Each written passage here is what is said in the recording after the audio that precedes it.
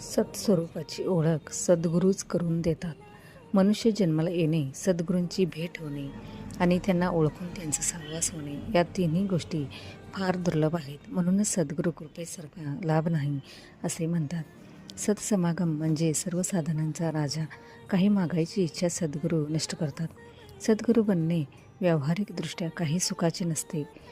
एखादा स्नान संध्याशील आणि सदाचरणी माणसाच्या अंगावर तेज दिसते, कारण देहाला धरून झालेल्या कर्माचे ते तेज असते.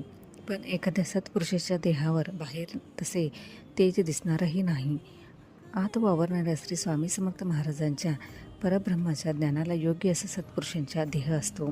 देहाच्या आधाराने योग भोगण्याची या जगामध्ये जी सुखे आहेत, त्याच मार्ग सत्पुरुषांपेक्षा, सद्गुरूपेक्षा आपण प्रापंचिक लोक जास्त जाणतो. परंतु देहाच्या पलीकडे असणारे, कायम टिकणारे, देवाला स्मरून आणि देहाला विसरून जे मिळवायचे ते प्राप्त होण्याचा मार्ग समजावून घेण्यासाठी आपण सत्पुरुषाकडे गेले पाहिजे. आगगाडीत बसणारी सर्व माणसे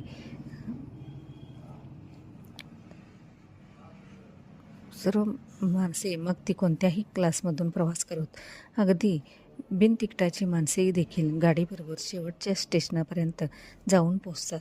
त्याचप्रमाणे गुरुकृपा झालेली सर्व माणसे परब्रह्मापर्यंत पोचतात. त्यांच्यामधले म्हणजे दुष्ट, पापी, दुराचारी आणि अयोग्य अशी माणसेसुद्धा नरून जातात. मात्र कोणीही गाडी तेवढीच सोडता कामा नये. हा सद्गुरूंचा, सत्संगतीचा महिमा.